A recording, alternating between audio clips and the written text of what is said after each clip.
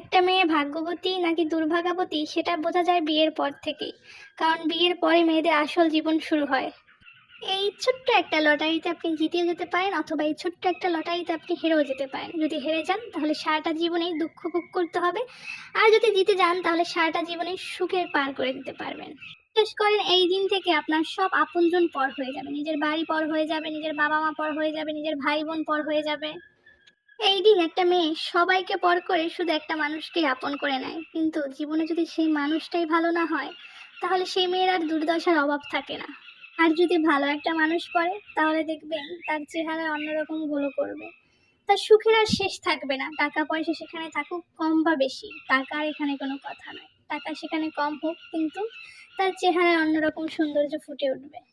আসলে ভাবনার গোল টেবিলে বসিয়ে একবার নিজে ভাববেন যে সেই মেয়েটা আপনার জন্য কত কিছু ত্যাগ করেছে। সে নিজের আপনজন ত্যাগ করেছে, মা বাবা ত্যাগ করেছে, সব নিজের বাড়ি ত্যাগ করেছে, এবং সব কিছু ত্যাগ করার পর সে আপনার সাথে গিয়ে আপনার জন্য হাত পুড়িয়ে রান্না করে, সে আপনার জন্য ঘর গুছিয়ে রাখে, সে আপনার জন্য সব কাজ করে, আপনার জন্য জামা কাপড় ধুয়ে দেয়, আপনার জন্য যা যা করার দরকার সব করে।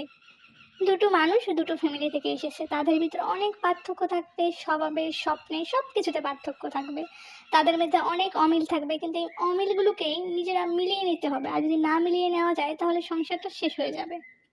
ধরেন আপনার স্ত্রী 10 দিন রান্না করলো, 10 দিন রান্নার ভিতরে একটা রান্নাও ভুল হলো না, সব রান্না ভালো হলো, বাট একদিন তার খাবার একটু লবণ বেশি হলো। কেন তার জন্য কোর্ট কাচারি বসানো হবে, সেদিন কেন তাকে অপমান করা হবে, কেন খাবারে লবণ বেশি হবে, কেন হবে এটা বলা হবে।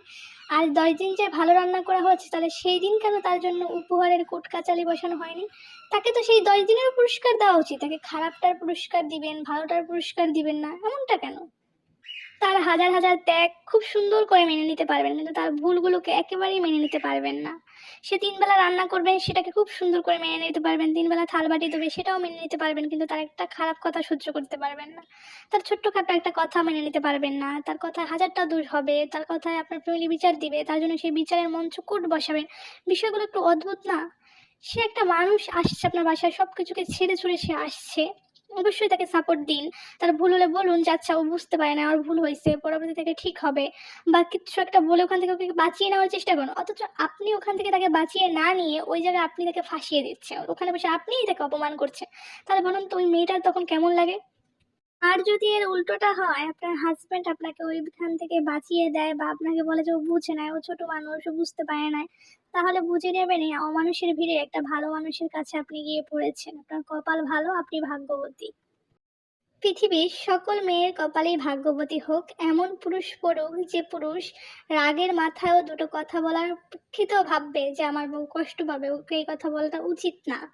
সেই পুরুষটাই কিন্তু আপনাকে সত্যিকারে আসল ভালোবাসে।